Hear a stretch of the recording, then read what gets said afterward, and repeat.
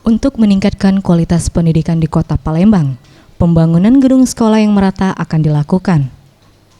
Kabid SMP Dinas Pendidikan Kota Palembang, Herman Wijaya, mengatakan, di tahun ini akan dilakukan pembangunan fisik gedung sebanyak 49 sekolah, yang terdiri dari TK, SD, dan SMP, dengan spesifikasi rehab dan pembangunan baru yang berada di wilayah Kertapati dan Pelaju. Selain membangun gedung sekolah yang baru, nantinya juga dilengkapi dengan fasilitas komputer yang dapat digunakan siswa melaksanakan UNBK, sehingga jumlah persentase sekolah yang melaksanakan UNBK mengalami peningkatan setiap tahunnya.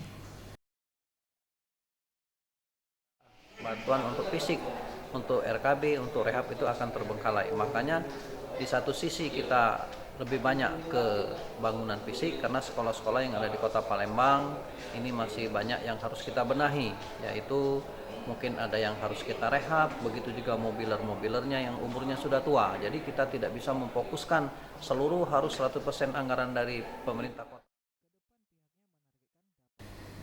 Tim Liputan, Sriwijaya TV.